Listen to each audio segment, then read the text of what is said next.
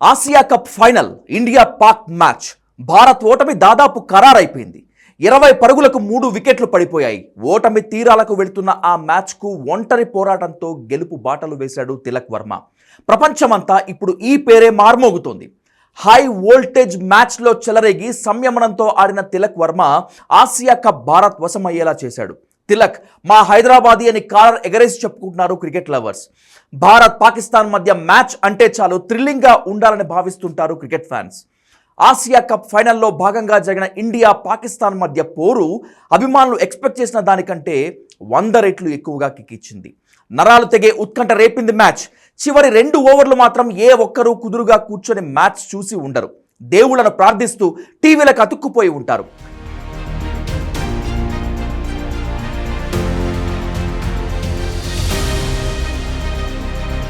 Target చిన్నదే అయినా target ఛేదనలో తడబడింది టీమిండియా.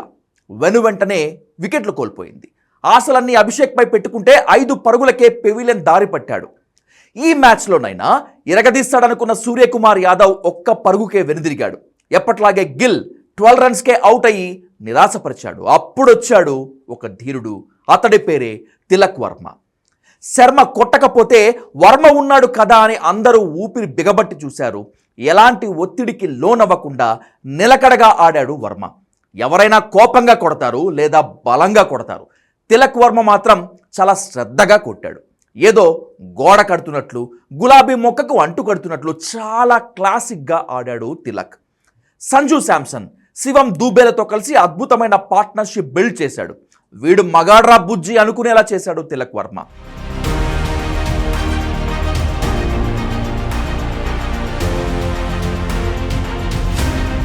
20 పరుగులకే 3 వికెట్లు కోల్పోయి పీకల్లోతు కష్టాల్లో ఉన్న భారత్ను తిలక్, సంజు శాంసన్ గట్టెక్కించారు. 57 పరుగుల పార్ట్నర్షిప్ బిల్డ్ చేశారు. సంజు అవుట్ అయిన తర్వాత కూడా తిలక్ నిలకడగా ఆడాడు. శివం దూబేతో కలిసి ఏకంగా 60 పరుగుల భాగస్వామ్యం నెలకొల్పాడు. 53 బంతుల్లో 3 4లు 4 6లతో 69 పరుగులు చేసి భారత్ను గెలిపించాడు. తిలక్పై టీమిండియా ఫ్యాన్స్ పెట్టుకున్న ఆశలను నెరవేర్చాడు. తిలక్ ఆట తీరు చూస్తే ఇండియన్ క్రికెట్ ఫ్యాన్స్ను మాత్రమే కాదు, కంట్రీ ఏదైనా సరే క్రికెట్ తెలిసిన ప్రతోడు ఈ తెలుగోడి ఆటకు ఫిదా అవ్వాల్సిందే. అలా ఆడాడు. ఆసియా కప్ ఫైనల్ మ్యాచ్ తర్వాత తిలక్ ఫ్యాన్ ఫాలోయింగ్ 1000 రెట్లు పెరిగింది. తిలక్ వర్మది హైదరాబాద్ కావడంతో క్రికెట్ ఫ్యాన్స్ కాలర్ ఎగరేసి మరీ చెప్పుకుంటున్నారు. వాడు మావాడ్రా, మన హైదరాబాదిరా అని గర్వంగా చెప్పుకుంటున్నారు.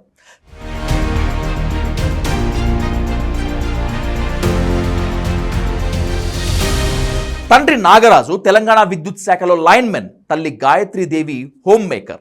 క్రికెట్పై ఆసక్తి ఉన్న తిలక్ను చిన్నప్పటి నుంచే ఎంకరేజ్ చేశారు.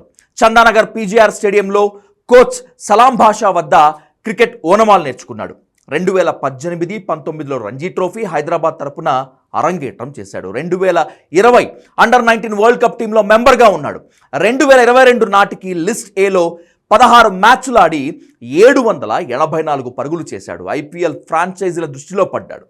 20 లక్షల బేస్ ప్రైస్తో ఆక్షన్లో ఉన్న తిలక్ వర్మను దక్కించుకునేందుకు Sunrisers, Rajasthan Royals, Chennai Super Kings పోటీ పడ్డాయి. ఊహించని విధంగా 1,70,00,000కు ముంబై ఇండియన్స్ తిలక్ను సొంతం చేసుకుంది. వేలంలోకి వచ్చిన మొదటి సీజనే అదరగొట్టాడు తిలక్ వర్మ. ముంబై ఇండియన్స్ టీంలో స్టార్ ప్లేయర్గా మారిపోయాడు. కొన్నాళ్లకు టీమిండియాలో చోటు దక్కించుకున్నాడు. అవకాశం వచ్చిన ప్రతిసారి తానేంటో ప్రూవ్ చేసుకున్నాడు. ఇప్పుడు వరల్డ్ క్రికెట్ అంతా తన పేరు నామస్మరణ చేసేలా చేశాడు తిలక్.